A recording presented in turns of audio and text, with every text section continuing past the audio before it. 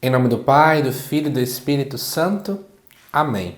Amados irmãos e irmãs, é com muita alegria que nós estamos aqui para juntos estudar e meditar a primeira leitura que a Igreja nos apresenta para esta terça-feira da 10ª semana do Tempo Comum, que inclusive é dia de Santo Antônio. Santo Antônio, rogai por nós. O texto de hoje se encontra lá em 2 Coríntios, capítulo 1, versículos de 18 até o 22, que diz assim: Irmãos, eu vos asseguro, pela fidelidade de Deus, o ensinamento que vos transmitimos não é sim, não. Pois o Filho de Deus, Jesus Cristo, que nós, ao saber, eu, Silvano e Timóteo, pregamos entre vós, nunca foi sim, não, mas somente sim. Com efeito, é nele que todas as promessas de Deus têm o seu sim garantido. Por isso, também, é por ele que dizemos amém a Deus para a sua glória. É Deus que nos confirma, a nós e a vós, em nossa adesão a Cristo, como também foi Deus que nos ungiu.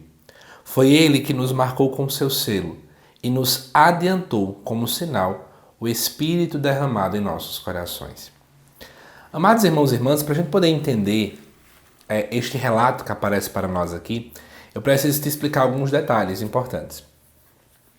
A segunda carta de Paulo aos Coríntios, ela está diante de uma situação bem específica. Paulo já tinha passado por essa comunidade e o que chega para ele de notícia é que as pessoas estão sentindo como se o seu evangelho fosse ambíguo, como se a legitimidade do anúncio de Paulo estivesse sendo colocada em xeque. As pessoas estavam meio que duvidando se de fato aquilo que Paulo falava era coerente, se ele de fato era enviado por Deus. E aí é por esse motivo que essa leitura de hoje acaba tendo essa conotação. Porque Paulo começa a dizer o seguinte: olha, o que a gente está ensinando para vocês, aquilo que nós estamos transmitindo, é de fato aquilo que estava no coração de Deus, é de fato aquilo que nós aprendemos, é aquilo que de fato é a vontade de Deus. Por esse motivo ele traz essa ideia de que o evangelho, é sim e não sim não. Porque de fato Deus ele não se contradiz. É nesse ponto que eu quero chegar para vocês. A primeira leitura dessa terça-feira, ela deveria pontuar essa realidade para a gente. Muita gente acha que Deus ele pode chegar a se contradizer. Muita gente acha, por exemplo, que a nossa pregação, que o nosso anúncio, ele tem que mudar conforme o público. Mas eu quero te ajudar a entender uma coisa. Uma questão é mudar a linguagem, outra coisa é mudar a essência. Recentemente a gente tem visto muitas discussões sobre isso, por exemplo. Como trazer o jovem para a igreja? E uma das respostas que nós temos é adequar a linguagem para uma linguagem jovial. Isso não está equivocado. Jesus também, por exemplo, nas suas parábolas, ele adequava a revelação à linguagem do povo, à cultura do povo, aquilo que o povo vivia. Isso não tem o menor problema. A grande questão, amados irmãos e irmãs, é que muitas e muitas vezes a gente está querendo adequar a verdade para o povo. Adequar a linguagem é mudar a forma de falar, mas a verdade ela é imutável.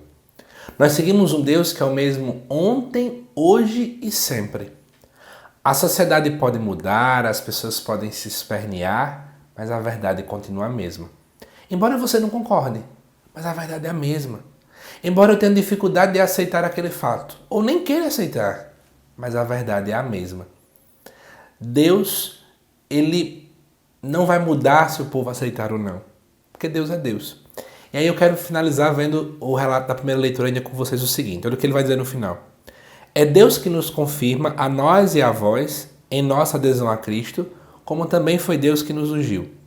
Foi Ele que nos marcou com o seu selo. Paulo vai defendendo, mostrando que na verdade tudo provém de Deus. Eu quero chamar a atenção, Quando as pessoas elas apontam o dedo para nós, sem querer acreditar naquilo que nós anunciamos, naquilo que nós falamos, como é que a gente de fato tenta confirmar que o que falamos é verdade? Muita gente começa a se autopromover, muita gente começa a se vangloriar para que as pessoas acreditem. Paulo, na verdade, não. Ele começa a mostrar que vem de Deus, que tudo provém de Deus. É mais um sinal de humildade.